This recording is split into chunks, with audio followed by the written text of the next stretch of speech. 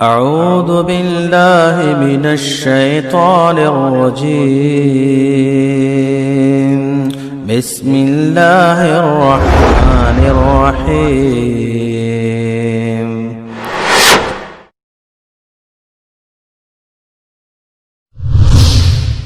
كنتم خير أمة أخرجت للناس تأمرون بالمعروف وتنهون عن المنكر وتؤمنون بالله.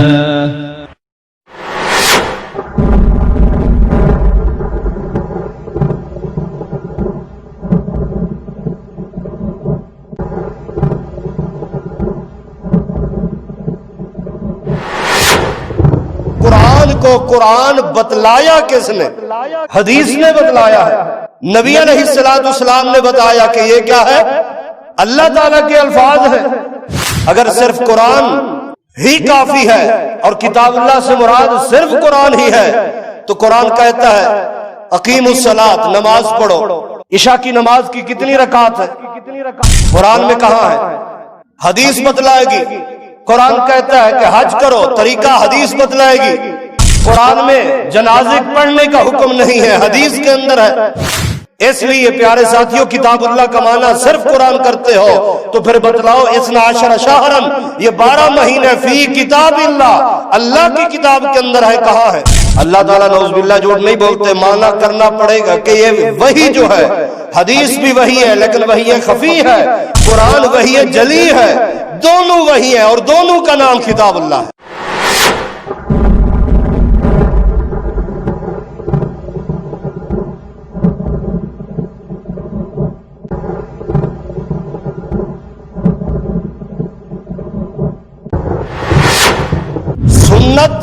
سنت انٹرنیشنل ہوتی ہے. یاد رکھیے، سنت کیا ہوتی ہے؟ پوری دنیا میں ایک ہوگی. جو بدعت ہوگی وہ علاقائی ہوگی، ہر علاقے کی اپنی اپنی ہوگی. صحیح مسلم کی روایت ہے، صحیح بخاری میں موجود ہے کہ جس نے بھی مجھ نبی کی طرف غلط بات منسوب کی فَلْيَجْعَلْ اپنا مَقْعَدَهُ مِنَ النَّارِ، اس کا ٹھکانہ جہنم ہے، وہ اپنا ٹھکانہ جہنم کو سمجھے. کیا ضرورت ہے؟ اور میں بتاتا ہوں کیوں ضرورت پڑی. یہ ایک خاص طبقے نے رجب مہینے کے متعلق روایات گھڑی ہیں اور وہی طبقہ اس کے اندر زیادہ عمل کرتا ہے اور اس کا نام ہے اہل تشیع.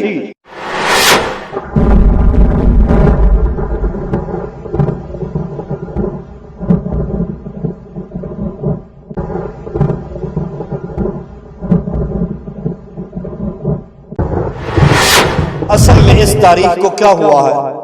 میرے اور آپ کے اور تمام مسلمانوں کے ماموں نبی علیہ السلام کے سالہ ام المومنین سیدہ ام حبیبہ رضی اللہ تعالی عنہ کے بھائی امیر المومنین سیدنا امیر معاویہ رضی اللہ تعالی عنہ کی کیا ہے؟ وفات. اسی تاریخ کو فوت ہوئے اور یہ خوشی مناتے ہیں، جشن مناتے ہیں. إن عدة الشهور عند الله 12 شهرا في كتاب الله يوم خلق السماوات والأرض منها 4 حرم ذلك الدين القيم فلا تظلموا فيهن أنفسكم وقاتلوا المشركين كافة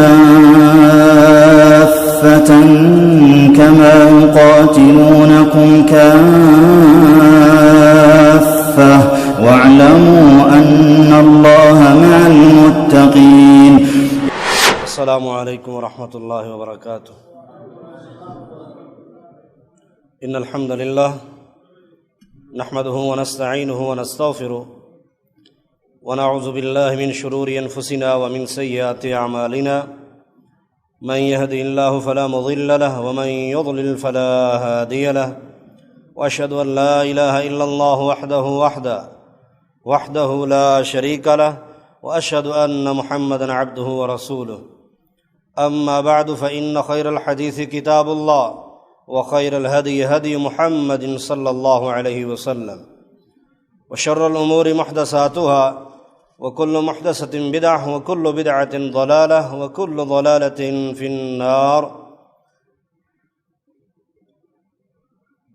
اللهم صل على محمد وعلى آل محمد كما صليت على إبراهيم وعلى آل إبراهيم إنك حميد مجيد اللهم بارك على محمد وعلى آل محمد كما باركت على إبراهيم وعلى آل إبراهيم إنك حميد مجيد رب اشرح لي صدري ويسر لي أمري واحلل عقدة من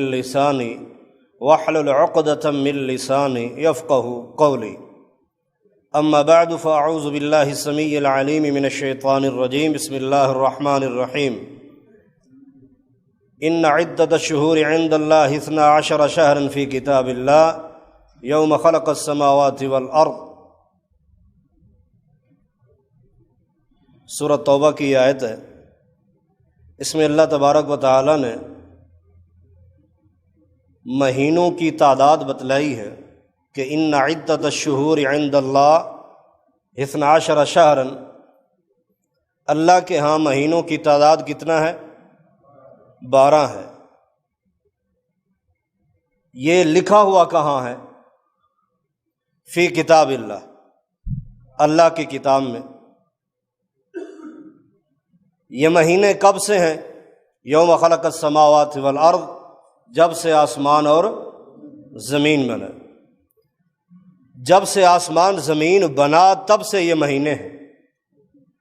اور یہ کہاں لکھا ہوا ہے کہ یہ 12 مہینے ہیں؟ فی کتاب اللہ، اللہ تعالیٰ کی۔ تو اللہ تعالیٰ کی کتاب کون سی ہے؟ قرآن مجید ہے۔ کہیں آپ نے پڑھا ہے الحمد سے لے کر والناس تک کسی پارے کی، کسی سورت کی کوئی آیت جس میں محرم، صفر، ربیع الاول، ربیع الثانی، جمادی الاول، جمادی الثانی الی آخرہ یہ نام اللہ کی کتاب میں کہیں آپ کو ملے ہیں؟ سوائے ایک نام کے، شہر رمضان الذی انزل فیہ القرآن، رمضان مہینے کا نام موجود ہے۔ جو بقیہ نام ہے اللہ تعالیٰ فرما رہے ہیں فی کتاب اللہ، میری کتاب کے اندر ہے۔ آپ بھی کہہ رہے ہیں کہ اللہ کی کتاب سے مراد قرآن مجید ہے، تو کیا قرآن مجید میں یہ مہینے ہیں؟ نہیں ہیں۔ نعوذ باللہ ثم نعوذ باللہ ثم نعوذ باللہ، اللہ تعالیٰ تو جھوٹ نہیں بولتے۔ تو پھر کیا معنی؟ کہ اس لفظ کے ترجمہ کرنے میں غلطی ہے۔ جب آپ اس کا معنی کتاب اللہ کا معنی قرآن کرتے ہو، صرف قرآن دکھائی۔ اہل الحدیث کے نزدیک قرآن بھی وحی ہے اور حدیث رسول بھی وحی ہے، اور ان دونوں وحی کو کتاب اللہ کہا جاتا ہے۔ وحی کو کتاب اللہ کہا جاتا ہے۔ اگر یہ معنی نہیں تو پھر بتلائیے کہ صرف وحی قرآن ہے تو کتنے سارے ایسے واقعات موجود ہیں احادیث میں جہاں نبی علیہ الصلوۃ والسلام فرماتے ہیں ابھی مجھے اللہ نے بتلایا ہے۔ تو اللہ تعالیٰ کی بتلائی ہوئی چیز کہاں ہوگی؟ مثلا صحیح مسلم کی حدیث ہے، لیٹ درس شروع ہوا، میں مختصر کرتا ہوں بات، لیکن میں یہ الفاظ سمجھا دوں۔ اللہ تعالیٰ مجھے اور آپ کو سمجھنے سمجھانے کے بعد عمل کی توفیق عطا فرمائے اور صحیح عقیدے پر زندگی گزارنے کی توفیق عطا فرمائے۔ معروف حدیث ہے، صحیح بخاری میں پہلی جلد میں بھی ہے، دوسری جلد میں بھی یہ روایت موجود ہے۔ آپ صلی اللہ علیہ وسلم ارشاد فرماتے ہیں عبداللہ بن سلام کے بارے میں کہ جب مسلمان ہونے کے لیے آئے، دور سے ہی دیکھتے ہی کہتے ہیں ھذا الوجہ لیس بکذاب، لوگ کہتے ہیں کہ ایک جھوٹا انسان آ چکا ہے، جھوٹا نبوت کا دعویٰ کرتا ہے، ایسا ایسا۔ یہ چہرہ نظر آ رہا ہے اور یہ چہرہ بتا رہا ہے کہ یہ چہرہ جھوٹوں کا نہیں ہو سکتا۔ چہرے انسان کی ترجمانی کرتے ہیں، خواہ انسان پریشان ہو تب بھی، دل کے اندر کوئی گیم بنا رہا ہے، فکر کر رہا ہے، تب بھی چہرہ اس کی ترجمانی کرتا ہے۔ پھر وہ معصوم بچے جو قرآن ہاتھ میں لیے بیٹھے ہوں، ان کو اگر دہشت گرد کہا جائے، چہرے ان کے بتاتے ہیں یہ تو رب والے ہیں، قرآن پڑھنے والے۔ حضرات، آپ صلی اللہ علیہ وسلم نے فرمایا کہ اس نے آ کے مجھ سے سوال کیے، 3 سوال۔ جنت میں سب سے پہلی مہمانی کس چیز کی؟ دوسرا سوال کہ یہ مرد عورت کے یہ جب اولاد کی شکلیں ہوتی ہیں، کبھی ماں کی مشابہت کبھی باپ کی مشابہت، یہ مشابہت کیا ہے؟ اور اسی طرح قیامت والا دن سب سے پہلی نشانی جس سے پتہ چلے گا کہ قیامت کا دن قائم ہو چکا ہے، یہ تینوں سوال کیے۔ معروف ہے حدیث، آپ سنتے رہتے ہیں۔ نبی علیہ الصلوۃ والسلام فرماتے ہیں جب اس نے یہ سوال کیے، اللہ کی قسم مجھے، یہ لفظ جو میں ابھی کہہ رہا ہوں قسم والے، یہ صحیح مسلم کے، اللہ کی قسم مجھے ان تینوں کا جواب نہیں آتا تھا، وہ سوال کرتے گئے، اللہ تعالیٰ مجھے بتاتے گئے۔ تو یہ کہاں ہے قرآن مجید میں؟ کہیں نہیں۔ حدیث میں ملیں گے، کتنی احادیث قدسی ہیں جو رب تعالیٰ کا فرمان ہے، حدیث میں ملیں گے۔ قرآن مجمل ہے، حدیث مفصل ہے، اس کی ترجمانی کرتی ہے لِتُبَيِّنَ لِلنَّاسِ مَا نُزِّلَ إِلَيْهِمْ۔ یہ معنی غلط ہے کہ صرف کتاب اللہ سے مراد قرآن مجید ہے، اور اکثر لوگ آج کل صرف مسلمین کے نام سے، یا کچھ لوگ قرآن سوسائٹی کے نام سے بھی منظر عام آ چکے ہیں، اور ان کا یہ عقیدہ ہے جی صرف قرآن، حسبنا کتاب اللہ، حسبنا۔ ہم تو کہتے ہیں کہ قرآن کو قرآن بتلایا کس نے؟ حدیث نے بتلایا ہے، نبی علیہ الصلوۃ والسلام نے بتایا کہ یہ کیا ہے، اللہ تعالیٰ کے الفاظ ہیں۔ اگر صرف قرآن ہی کافی ہے اور کتاب اللہ سے مراد صرف قرآن ہی ہے، تو قرآن کہتا ہے اقیم الصلاۃ، نماز پڑھو۔ عشاء کی نماز کی کتنی رکعت ہے؟ قرآن میں کہاں ہے؟ حدیث بتلائے گی۔ قرآن کہتا ہے کہ حج کرو، طریقہ حدیث بتلائے گی۔ قرآن میں جنازے پڑھنے کا حکم نہیں ہے، حدیث کے اندر ہے۔ قرآن کے اندر چوری کی مقدار کا حکم نہیں، کتنا ہو کہ ہاتھ کاٹا جائے، السارق والسارقۃ فاقطعوا ایدیہما، لیکن مقدار کتنا حدیث بتلائے گی۔ قرآن کہتا ہے کہ وہ 3 آدمی جو پیچھے رہ گئے تھے، ثلاثہ، وہ ثلاثہ کا معنی 3 تو ہے، وہ 3 صحابی کون ہیں؟ حدیث بتلائے گی۔ الغرض یہ زکوٰۃ، قرآن کہتا ہے وَآتُوا الزَّکَاۃ، لیکن زکوٰۃ کا نصاب اونٹوں کا، سونے کا، چاندی کا، بکریوں کا، گائے کا، نقد کا، یہ حدیث بتلائے گی۔ اس لیے پیارے ساتھیوں، کتاب اللہ کا معنی صرف قرآن کرتے ہو تو پھر بتلاؤ 12 شہرن، یہ 12 مہینے فی کتاب اللہ، اللہ کی کتاب کے اندر ہے، کہاں ہے؟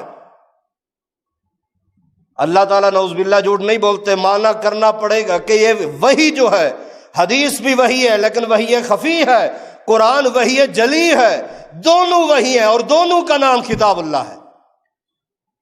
حدیث جب اٹھاتے ہیں تو سارے مہینے موجود ہیں۔ آئیے آگے چلتے ہیں کہ یہ 12 مہینے منہا 4 حرم، ان 12 میں سے کتنے؟ 4، 5، 6، 4 کیا مانا؟ 4 مہینے حرم، حرمت والے ہیں۔ 4 تو یہاں بھی آ گیا، اب وہ 4 کون سے 4 مہینے ہیں؟ قرآن پاک کی کس آیت کے اندر ہے کہ منہا 4 حرم؟ وہ 4 مہینوں کے نام قرآن مجید میں نہیں ملیں گے، حدیث اٹھائیں گے پھر ملیں گے آپ کو 3 متوالیات، 3 اکٹھے، ذوالقعدہ، ذوالحج، محرم، اور چوتھا رجب ہے۔ رجب کو حرمت والا بنایا، اور بقیہ 3، یہ 4 مہینے حرمت والے۔ اب حرمت والے کا مقصد کیا ہے وہ بھی حدیث بتلائے گی۔ اللہ تعالیٰ نے قرآن مجید میں اتنا کہہ دیا کہ ان مہینوں کے اندر اپنے اوپر ظلم نہ کرو۔ ان مہینوں میں حرمت والا کہنے کا مقصد کہ ان مہینوں میں جنگ و جدال، فتنہ فساد، لڑائی جھگڑے، یہ سب حرام ہے۔ آئیے عزیز ساتھیو، جس مہینے سے میں اور آپ گزر رہے ہیں، کیا نام ہے اس کا؟ رجب۔ آج کتنا تاریخ ہے جی؟ 18۔ رجب مہینہ یہ کون سا مہینہ ہے؟ حرمت والا ہے۔ کس نے کہا؟ اللہ تعالیٰ نے، قرآن مجید میں موجود ہے۔ کب سے اس کو یہ اعزاز ملا؟ 12 مہینوں میں سے 4 مہینوں کو فوقیت دی گئی، فضیلت دی گئی، عظمت دی گئی۔ ان کی یہ اہمیت کب سے ہے؟ یوم خلق السماوات والارض، جب سے آسمان بنا، زمین بنا، اسی دن سے رجب مہینے کی بھی فضیلت بتا دی کہ یہ حرمت والا ہے۔ اللہ اکبر، اتنا ہمیں احادیث میں ملتا ہے۔ اس کے بعد آج جس انداز میں میرے اور آپ کے علاقوں میں، ہمارے معاشرے میں رجب مہینہ گزارا جاتا ہے، یا اس کے متعلق جو عقیدہ رکھا جاتا ہے، یا اس کے اندر جو جو اعمال کیے جاتے ہیں، آیا ان کا قرآن و سنت سے کوئی ثبوت ہے؟ اس کے اوپر سرسری سی نظر ڈالتے ہیں، کیونکہ ہمارے پاس قرآن و سنت، قرآن و حدیث بالکل خالص دین نبی علیہ الصلوۃ والسلام نے صحابہ کو بتایا، صحابہ نے تابعین کو، تبع تابعین، آج کے دن تک خالص قرآن و سنت اسی طرح ہمارے ہاں موجود ہے۔ اور اس کے اندر جو لوگ اضافے کرتے ہیں، سنت کو چھوڑ کے بدعت کی طرف جاتے ہیں، کیا ان لوگوں کو نبی علیہ الصلوۃ والسلام کی پسند اپنی پسند نہیں ہو سکتی؟ یا آپ صلی اللہ علیہ وسلم سے آگے بڑھنا چاہتے ہیں عمل کرنے میں؟ کیا نبی علیہ الصلوۃ والسلام نے رجب آج کی طرح منایا جس طرح آج منایا جاتا ہے؟ آئیے، وقت مختصر، اس لیے میں وہ باتیں آپ کے سامنے عرض کرنا چاہتا ہوں جو ہمارے معاشرے میں پھیلائی جاتی ہیں۔ یاد رکھیے، یہاں ایک بات عرض کر دوں، اور اکثر آپ مجھ سے یہ الفاظ سنتے رہتے ہیں، سنت انٹرنیشنل ہوتی ہے۔ یاد رکھیے، سنت کیا ہوتی ہے؟ پوری دنیا میں ایک ہوگی۔ جو بدعت ہوگی وہ علاقائی ہوگی، ہر علاقے کی اپنی اپنی ہوگی۔ چند چیزیں میں بیان کروں گا، ہو سکتا ہے وہ بعض علاقوں میں ہوں اور بعض میں نہ ہوں، کیونکہ جو بدعت ہوتی ہے وہ ہر علاقے میں نہیں ہوتی۔ معذرت کے ساتھ ایک مثال دینا چاہتا ہوں، میری مثال پہ غور کرنا، سوچتے رہنا، تنقید کے لیے نہیں کہہ رہا، اصلاح کے لیے عرض کر رہا ہوں۔ میں نے الفاظ کہے کہ بدعت جو ہوتی ہے وہ ہر علاقے کی اپنی اپنی ہوتی ہے، سنت کیا ہوتی ہے؟ انٹرنیشنل ہوتی ہے۔ مثلا آپ دنیا کے کسی کونے میں چلے جائیں اور ان سے کسی مسلمان کو پکڑ کر پوچھ لے، بھائی رکوع میں، سجدے میں کون سی دعا پڑھی جاتی ہے؟ وہی سنائے گا جو آپ پڑھتے ہیں۔ تشہد میں کیا پڑھا جاتا ہے؟ وہی سنائے گا جو آپ پڑھتے ہیں۔ لیکن بلکہ پوری نماز سن لے، اللہ اکبر سے سلام تک، وہی سنائے گا جو آپ پڑھتے ہیں۔ پھر نماز شروع کرنے سے پہلے کچھ علاقوں میں، بلکہ ہر زبان والا اپنی اپنی زبان میں نیت کے الفاظ پڑھتا ہے۔ نماز سے پہلے نیت کی جاتی ہے۔ یاد رکھیے، کوئی کام دنیا کا ہو یا دین کا ہو بغیر نیت کے نہیں ہوتا، بغیر ارادے کے نہیں ہوتا۔ نیت کا کام، ارادے کا کام دل کا ہے، زبان کا کام صرف ترجمانی کرنا ہے۔ دل میں جو پروگرام بنے زبان اسے بیان کرتی ہے۔ اب اگر اسے ہم سنت مانتے ہیں، نماز سے پہلے جو نیت کے الفاظ زبان سے ادا کیے جاتے ہیں، میں نے دعویٰ کیا کہ جو بدعت ہوتی ہے ہر علاقے کی اپنی اپنی ہوتی ہے۔ کیسے؟ یہاں ماشاءاللہ کتنی زبانوں والے بیٹھے ہوں گے۔ مثلا اردو والا نماز سے پہلے نیت اردو میں کرے گا، پنجابی زبان بولنے والا وہ اپنی زبان میں کرے گا، پشتو والا پشتو میں نیت کرے گا، ہندی بولنے والا ہندی میں، بنگلہ والا بھائی بنگلہ کی زبان میں، سرائکی زبان میں، اپنی اپنی زبان میں نماز سے پہلے نیت کرتے ہیں یا نہیں کرتے؟ سب کو یہ علم ہے اور سب کو پتہ ہے، بعض جگہ پر زبان سے کرائی بھی جاتی ہے۔ اللہ اکبر سے لے کر سلام تک کوئی ہندی میں، فارسی میں، پشتو میں پڑھتا ہے نماز؟ نہیں، ساری عربی میں ہے، کیونکہ محبوب کائنات نے بتائی ہے۔ اور اردو، پنجابی، ہندی، پشتو یہ نبی علیہ الصلوۃ والسلام نہیں بولتے تھے، نہ ہی آپ نے بتائی۔ اب جو اردو میں نیت کر رہا ہے وہ یہ بتلا رہا ہے کہ اس نیت کے بنانے والا بھی اردو والا ہے۔ ہندی میں پڑھنے والا یہ بتلا رہا ہے کہ یہ ہندی کے لفظ جو ہیں یہ ہندی والے نے بنائے ہیں۔ پشتو کی نیت پشتو والے نے بنائی ہے. ہر علاقے کے اندر اپنی جس طرح لہجہ چینج ہوتا جائے گا، زبانیں چینج ہوتی جائے تو نیت کے الفاظ بھی چینج ہوتے جائیں گے. لہذا یہ بدعت ہے، سنت نہیں ہے، کئی لحاظ سے بدعت ہے. تفصیلی گفتگو آپ سنتے رہتے ہیں. ایک تو میں نے آپ کو بتا دیا کہ ہر زبان میں کی جاتی ہے، لہذا اگر میرے اور آپ کے محبوب کی یہ سنت ہوتی تو عربی میں ہوتی، عربی میں ہوتی. چلو مان لیتے ہیں کر لی نیت، تو پھر بھی کئی اعتراض ہوتے ہیں. ان کا جواب اگر کسی کے پاس ہے دے مختصراً. اگر اسے مان لیتے ہیں، نماز شروع ہوئی، ایک آدمی پیچھے سے آ کے جماعت میں مل گیا. اب اس نے نیت کی عشاء کی نماز ہے، 4 رکعت ایسے امام کے، مجھے نہیں آتی پوری وہی ہے، 2-4 لفظ کا پتہ ہے کہ 4 رکعت فرض پیچھے اس امام کے. امام نے جب سلام پھیرا، اسے پتہ چلا کہ یہ تو مجھے 2 ملی ہیں، 2 رکعت رہ گئی. اب یہ کھڑے ہو کے 2 پوری کر رہا ہے، نیت غلط ہو گئی نا. اس نے تو کہا تھا 4 رکعت فرض پیچھے اس امام کے، اس کے پیچھے تو اس نے 2 پڑھی ہے. یا تو آتے ہوئے کہتا 2 اس کے پیچھے 2 کھڑی ہو کے پوری کروں گا. اب پھر اس کو کیسے معلوم کہ امام کس رکعت میں ہے؟ ساتھ والے سے پوچھ نہیں سکتا، وہ نماز میں ہے، تو پھر یہ کیسے کرے گا؟ چلو مان لیتے ہیں، یہ بھی مان لیا کہ کوئی نہ کوئی وہ راستہ نکال ہی لیتا ہے.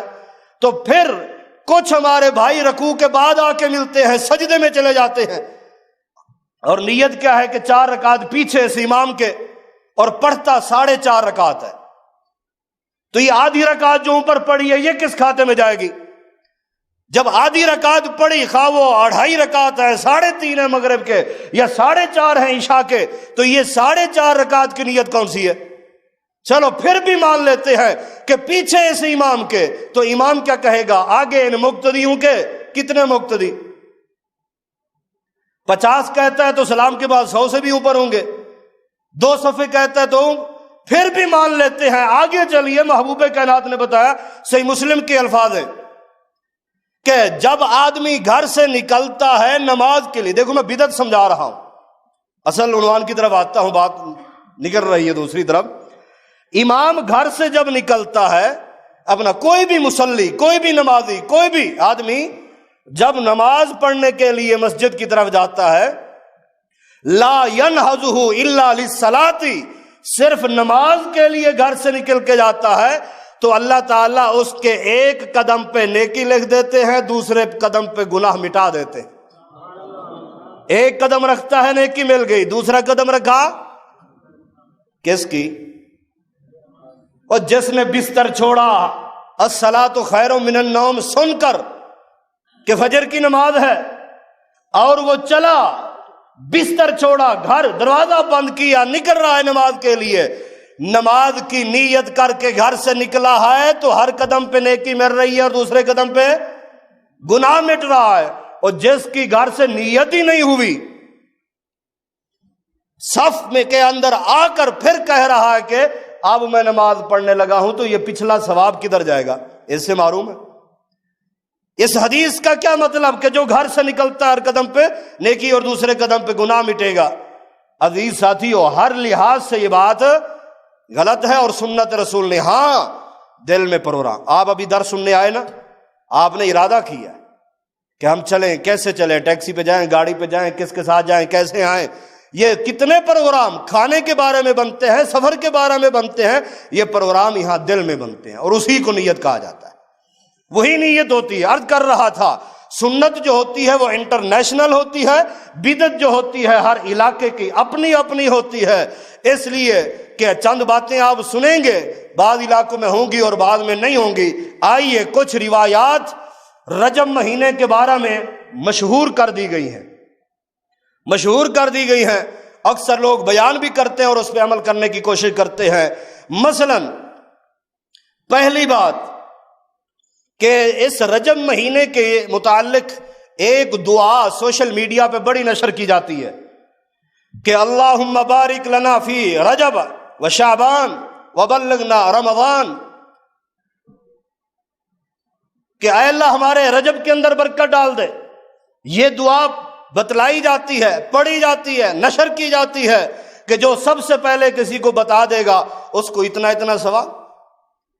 پیارے بھائیو، یہ روایت سندن ضعیف ہے، نبی علیہ الصلوۃ والسلام تک نہیں پہنچتی۔ اس لیے اس دعا کو نشر کرنے میں آپ خیر کے اندر تو حصہ بنے اور بدعات کے اندر آپ بدعات کو پھیلانے کے اندر حصہ نہ بنے۔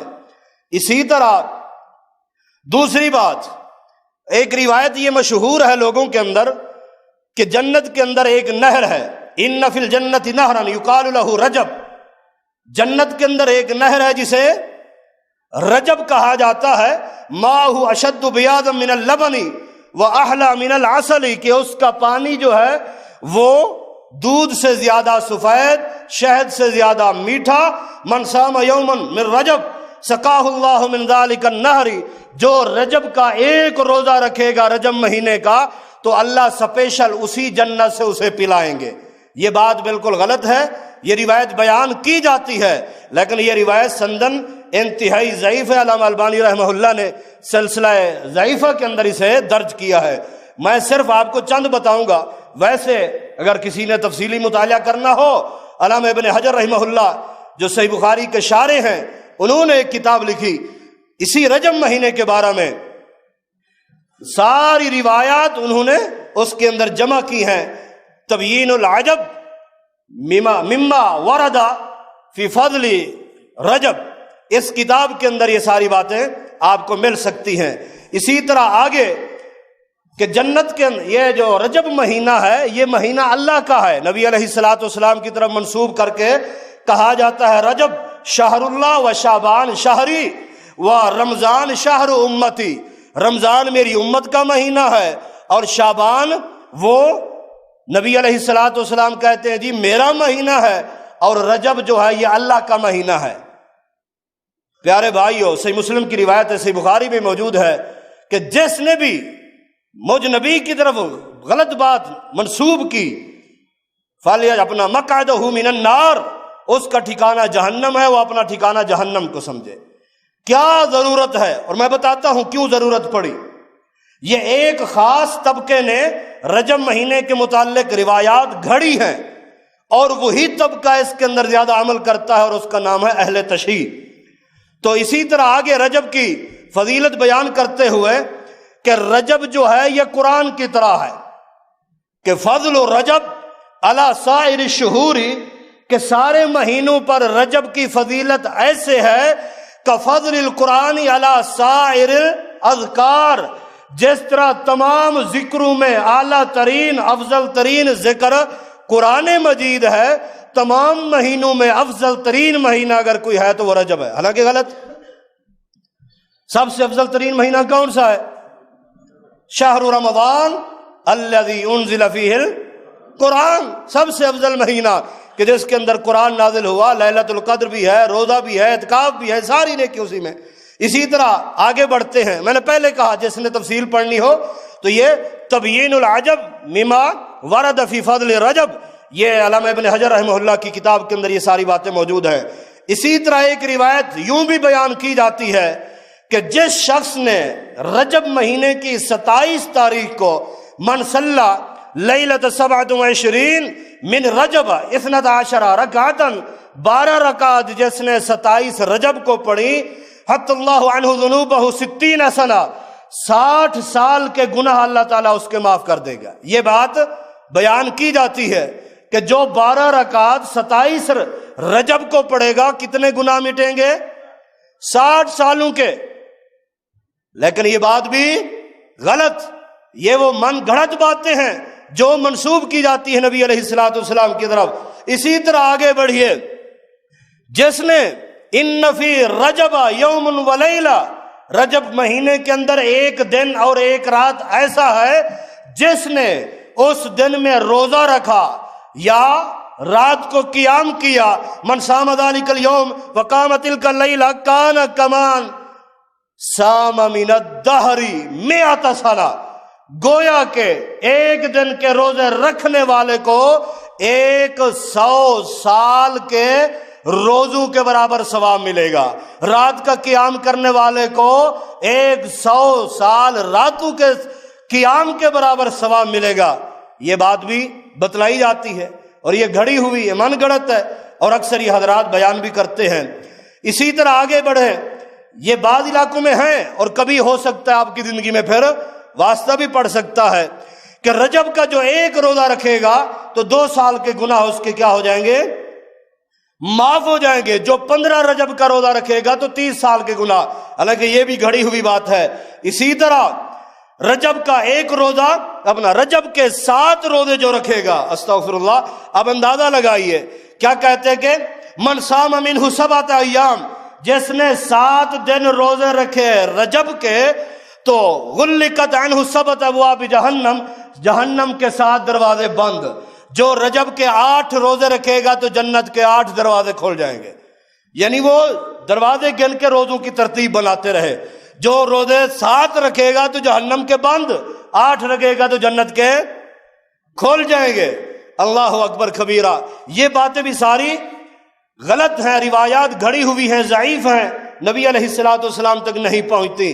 اسی طرح یہ 8 دلیلیں میں نے آپ کو دی، 10 تک میں پھر آگے دوسری بات کرتا ہوں، تلک عشرہ کاملہ ہو جائے۔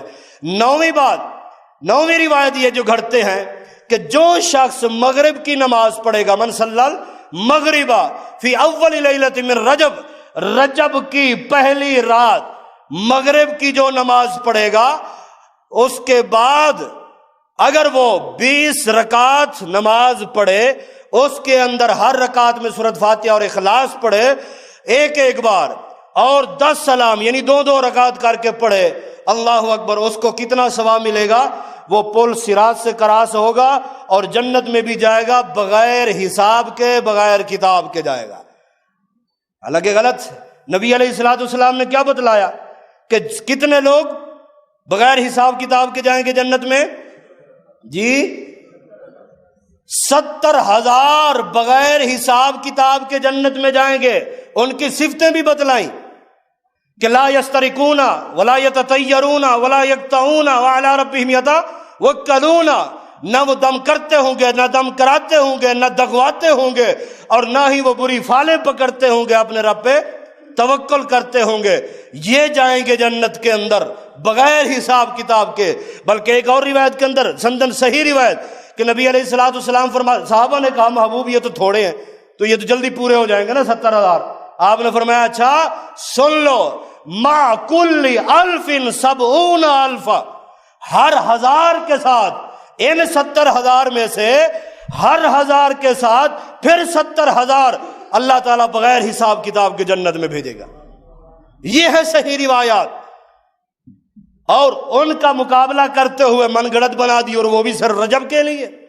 اللہ اکبر۔ اسی طرح عزیز بھائیو، آخری بات ان کی جو روایت مشہور کی جاتی ہے کہ 27 کا جو روزہ رکھے گا اس کو 60 مہینے کے برابر ثواب ملے گا۔ اس لیے یہ لوگ 27 رجب کا روزہ بھی رکھتے ہیں، رات کو قیام بھی کرتے ہیں، بعض لوگ 15 کا روزہ رکھتے ہیں، 15 رجب کا۔ میں پہلے عرض کر چکا ہوں، یہ ساری وہ باتیں ہیں جو دین کے اندر اضافہ ہے، نبی علیہ السلام نے نہیں بتلائیں، نہ یہ سنت ہیں، نہ ہی یہ روزے، نہ قیام، نہ یہ باتیں اس زمانے میں تھیں جن 3 زمانوں کی صداقت کی گارنٹی محبوب کائنات نے اپنی زبان سے دی تھی۔ خیر القرون کرنی ثم الذین یلونہم ثم الذین یلونہم، بہترین زمانہ میرا، شرک سے پاک، بدعات سے پاک، پھر صحابہ کا، پھر اس کے بعد جو ساتھ ملے ہوئے ہیں تابعین کا زمانہ ہے۔ حضرات ان بہترین زمانوں میں یہ ساری چیزیں نہیں ہیں۔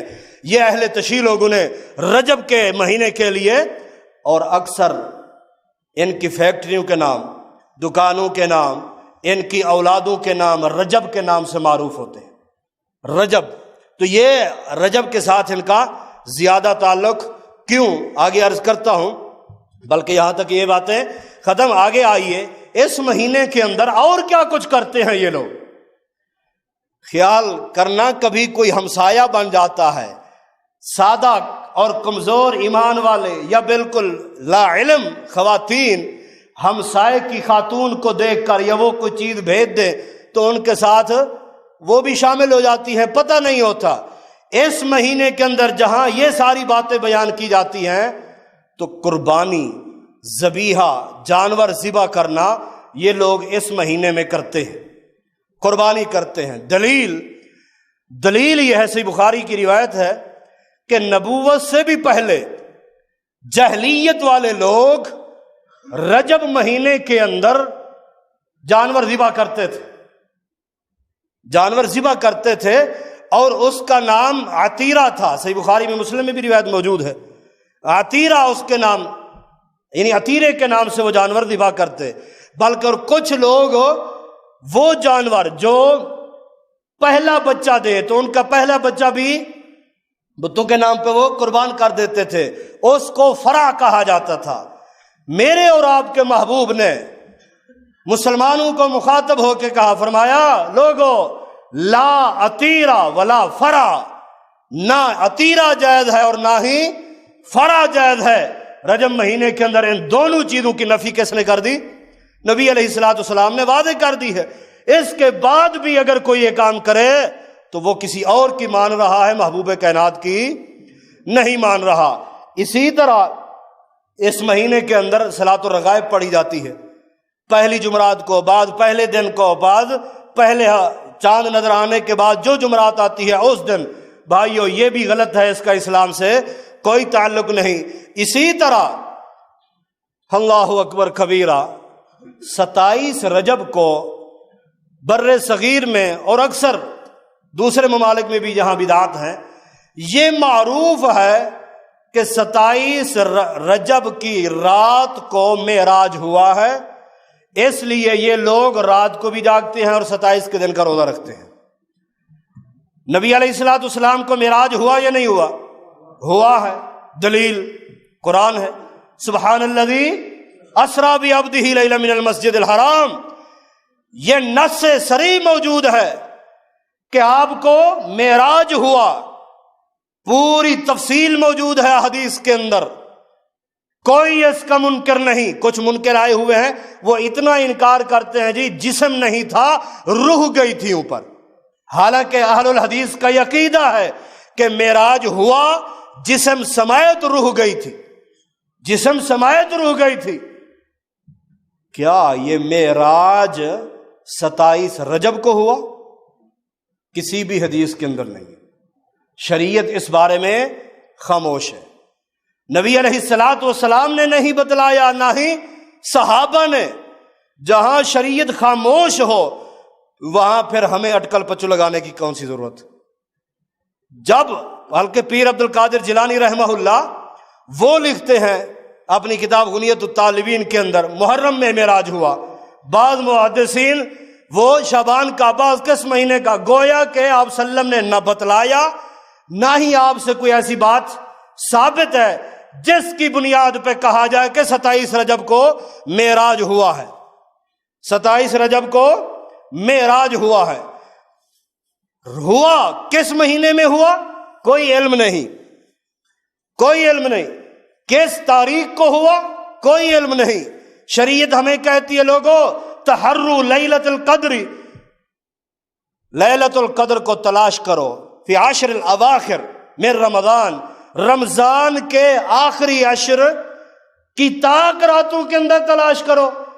آپ صلی اللہ علیہ وسلم نے لیلۃ القدر کو دیکھا، یہ نہیں کہا ہے امت کے لوگوں صرف 21 کو آتی ہے لہذا تم 21 کو ہی جاگتے رہو، نہیں، جہاں بھی جاؤ جس سے بھی پوچھو یہی کہا جائے گا آخری تاک راتوں میں تلاش کرو۔ شریعت نے یہاں لیلۃ القدر کی رات کو چھپایا، کس تاریخ کو ہوتی ہے، اس میں حکمت ہے۔ اسی طرح معراج کی رات کے بارے میں بھی شریعت خاموش ہے، حکمت ہے اس میں، ہم اس کے بارے میں کچھ نہیں کہتے۔ معراج ہوا ہے، کوئی شک نہیں۔ آئیے آگے بڑھتے ہیں۔ اس مہینے میں جو مین کام کیا جاتا ہے اور جو رسم بڑی طاقت کے ساتھ، قوت کے ساتھ عروج پکڑ رہی ہے، وہ ہے 22 رجب کو کونڈے۔ کوئی رجبی کونڈے، کوئی امام جعفر صادق رحمہ اللہ کے حوالے سے بھی کونڈے بناتے ہیں کہ اس دن 22 رجب کی رات کو، 21 کی شام کو ساری رات کو میٹھا بناؤ اور صبح اسے تقسیم کرو۔ یہ کام ہوتا ہے،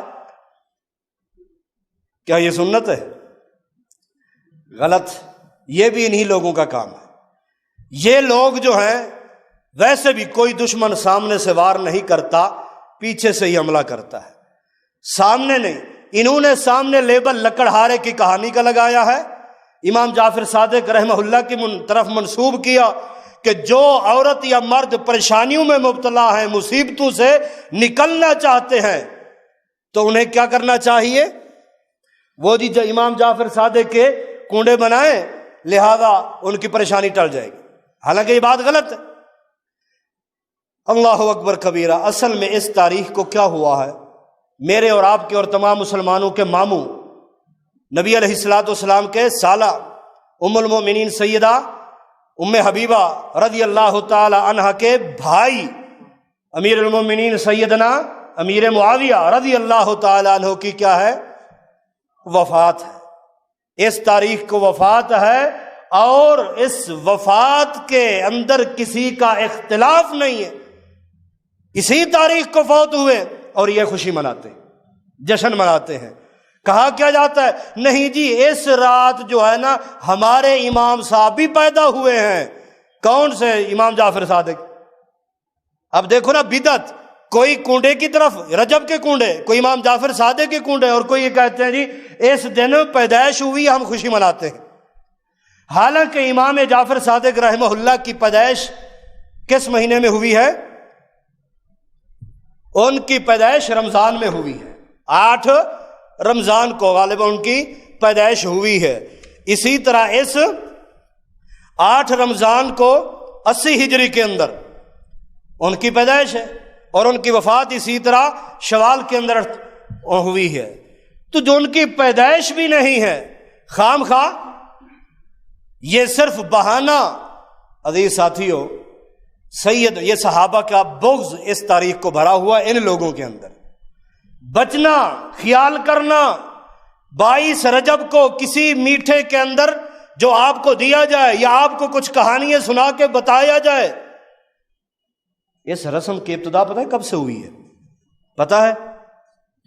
اس رسم کی ابتدا یہ تقریباً 1906 میں ہوئی ہے، 1906 میں رامپور شہر سے ہوئی ہے۔ سب سے پہلے اس کی ابتدا کرنے والا رامپور کا ایک امیر مینائی لکھنوی تھا، اسی خاندان سے اس کی ابتدا ہوئی ہے۔ اس نے ایک نظم لکھی، اس کے اندر امام جعفر صادق رحمہ اللہ کی طرف نسبتیں اور فضیلتیں اور اسی طرح یہ خیرات اور کنڈے کے حوالے سے اس نے یہ کہانی گھڑی ہے، جو بعد میں آپ اخبارات اٹھائیں تو ان اخبارات کے کالموں کا بھی یہ عنوان رہی کہ ایک نئی رسم آئی ہے اور بڑی ترقی کرتی جا رہی ہے۔ بہرحال ابتدا 1906 سے اس کی ہوئی ہے۔ تو اس تاریخ کو اصل بغض صحابہ ہے، لہذا کوئی مسلم مرد یا خاتون اس کے اندر شریک نہ ہو۔ اسی طرح رجب مہینے کے اندر اس رجبی کنڈے سے ہٹ کر ان لوگوں کا یہ عقیدہ ہے کہ رجب مہینے کے اندر عمرہ کرنا رمضان کے عمرے سے بھی زیادہ ثواب ہے، اور اس لیے یہ رمضان میں اپنا رجب میں عمرہ کرتے ہیں۔ یقین نہ ہے تو جائیں، اس جمعرات دیکھ لیں، پچھلے جمعرات ہمارے ساتھی گئے ہیں، بڑے پریشان ہو رہے تھے کہ طائف کی میقات پہ کہہ رہے تھے کہ 100 سے زیادہ گاڑی آئی ہوئی ہے۔ اچھا کیسے پتا چلا؟ گاڑی تو بہت ساری ہیں۔ آپ کو یہاں لطیفے کی بات بھی بتا دوں انہی کی، کہ ان کے عقیدے کے اندر شامل ہے کہ احرام باندھنے کے بعد سر کے اوپر کوئی چیز نہ ہو۔ حدیث صرف اتنا بتلاتی ہے عمرے کے طریقے میں کہ احرام کے بعد تم کوئی کپڑا سر پر نہیں رکھ سکتے، ٹھیک ہے، لیکن یہ کہتے احرام کے بعد سر کے اوپر کچھ نہ ہو۔ یہ میقات تک بسوں پہ آتے ہیں، میقات کے بعد یہ پھر یہ ڈیانے اور یہ جو ڈالے ہوتے ہیں شاہزور، یہ ڈبل کیبن، یہ منگواتے ہیں۔ ابھی اسی جمعرات کو تقریباً 100 بس ان کی تھی، 300 سے زیادہ ڈالا آیا ہوا تھا، یہ ڈیانے جو ہے نا شاہزور وغیرہ یہ آئے ہوئے تھے، کیونکہ ان کے اوپر کھڑے ہو کے جانا ہے۔ بس میں بیٹھے تو اوپر چھت ہے، بس کے اوپر بیٹھے تو چھت ہے، نہیں یقین ہے تو آپ جا کے رجب میں عمرہ کریں، میقات سے ان کو دیکھیں، یہ ان کے عقیدے میں شامل ہے۔ اللہ انہیں ہدایت دے۔ ٹھیک ہے، تمہیں یہ بس کی چھت نہیں گوارا تو پھر صفا مروہ کی چھت، اچھا چلو وہاں بھی زور لگائیں، تیسری چوتھی منزل پہ چلے جائیں، بھی اوپر کچھ نہیں، آخر اندر جاؤ گے تو صحیح۔ پھر مسجد حرام کی چھت، چلو وہ بھی کوئی نہ کوئی راستہ نکال لے، طواف کے اندر کر لے، تو سرنگ کو کہاں، پہاڑ کہاں لے کے جائیں گے؟ وہاں سے نہیں گزرنا۔ اللہ ان کو ہدایت دے۔ تو اس لیے یہ وہ باتیں جو قرآن و سنت میں نہیں ہیں انہی کو فالو کرتے ہیں۔ اصل مسئلہ یہ ہے کہ سب سے پہلے اہل سنہ والجماعہ صحابہ کرام رضوان اللہ علیہم اجمعین، سیدنا عثمان رضی اللہ تعالی عنہ کے دور سے ہی ان کی ابتدا ہوئی ہے، پھر سیدنا علی رضی اللہ تعالی عنہ کے دور میں مکمل گروہ جتھا ٹولہ بن گئے، پھر نام بھی نکل آیا شیعان علی اور شیعان امیر معاویہ۔ یہ اصل پرانے ہیں، عربی کے اندر انہوں نے بہت کچھ لکھ لکھ کے اضافے کیے ہوئے ہیں نبی علیہ الصلوۃ والسلام کی طرف، انہوں نے بڑی نسبت کر کے رکھی ہے۔ تو عزیز ساتھیو، ان دنوں کے اندر بچنا چاہیے، سنت کی اتباع کرنی چاہیے، بدعت سے پرہیز کرنا چاہیے۔ آج ہمیں سمجھ آتا ہے میرے اور آپ کے محبوب نے 1400 سال پہلے کیوں کہا تھا، لوگو علیکم بسنتی و سنت الخلفاء الراشدین المہدیین، میری سنت کو مضبوطی سے پکڑو، خلفائے راشدین کی سنت کو مضبوطی سے پکڑنا۔ کس طرح؟ عضوا علیہا بالنواجذ، دانت اتنی مضبوطی سے کسی چیز کو نہیں پکڑتے جتنی مضبوطی سے داڑھ کسی چیز کو پکڑ لیتی ہے۔ عضوا علیہا بالنواجذ، کہ تم قرآن و سنت کو داڑھ کے ذریعے یعنی مضبوطی کے ساتھ پکڑ کے رکھنا۔ ترکت فیکم امرین لن تضلوا ما تمسکتم بہما، کتاب اللہ و سنت رسولی، دو چیزیں چھوڑ کر جا رہا ہوں، اسے مضبوطی سے پکڑ کے رکھو گے تو گمراہ ہرگز کبھی بھی گمراہ نہیں ہو سکتے۔ وہ قرآن ہے یا محبوب کائنات کا فرمان ہے۔ اللہ اکبر کبیرہ۔ صحیح مسلم کی حدیث یاد آ گئی، آپ صلی اللہ علیہ وسلم فرماتے ہیں حوض کوثر پہ ہوں گا، سیدنا ابو بکر سیدنا عمر بھی ہوں گے، لوگ آ رہے ہوں گے اور جام کوثر پی رہے ہوں گے، ایک ٹولہ جماعت گروہ اور چند لوگ آ رہے ہوں گے، آتے آتے میں کہوں آنے دو، ہلم ہلم، آؤ آؤ جی آنے دو، اچانک میرے اور ان کے درمیان ایک دیوار آ جائے گی، دیوار کھڑی کر دی، میں کہوں گا اے اللہ آنے دو، ہلم ہلم، ان کے وضو والے اعضاء چمک رہے ہیں، یہ میرے ہیں۔ اللہ تعالیٰ فرمائیں گے نہیں محبوب، سحقن، بلکہ اللہ تعالیٰ فرمائیں گے انک لا تدری ما احدثوا بعدک۔ صحیح مسلم کے الفاظ ہیں، محبوب آپ نہیں جانتے، لا تدری، آپ نہیں جانتے آپ کی وفات کے بعد، ما احدثوا بعدک، آپ کی وفات کے بعد انہوں نے بہت کچھ نیا اسلام کے اندر گھڑا اور بنایا ہے، اس لیے ظاہری تو آپ کے نظر آ رہے ہیں لیکن یہ آپ کے نہیں تھے، انہوں نے اپنا بنایا ہے یہ دین۔ سننے کے بعد کیا فرمائیں گے؟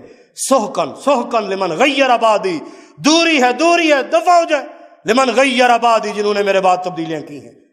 عزیز ساتھیو، خوش نصیب شخص وہ ہے جو قرآن کو سمجھے اس طرح جس طرح محبوب کائنات نے اپنے صحابہ کو سمجھایا، جس طرح صحابہ نے سمجھ کے دکھایا، فہم سلف کے ساتھ سمجھ کے دیکھے، اسی طرح حدیث رسول کو بھی اسی طرح سمجھے جس طرح صحابہ نے سمجھ کے دکھایا، اپنے عقل پہ نہ پرکھے اور نہ ہی جذبات کے اندر۔ آج دیکھیں نا، یہ تو میں نے چند چیزیں بتائی ہیں، رجب ہو یا ربیع الاول ہو یا کوئی اور مہینہ ہو، آج یہ بتلانے والے منبر رسول پر بیٹھ کے بھی ایسی لمبی چھوڑ دیتے ہیں جہاں نہ قرآن و حدیث میں کہیں نہیں ملتی۔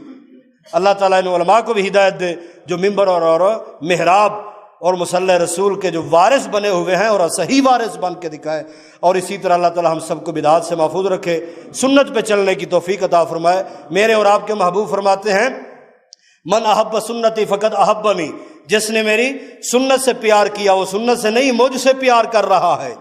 جو نکاح بھی کر رہا ہے اور ڈھونڈ رہا ہے کہ میرے نبی کا طریقہ کیا تھا، تو گویا کہ اس کو مجھ سے محبت ہے تو وہ میرا طریقہ ڈھونڈ رہا ہے۔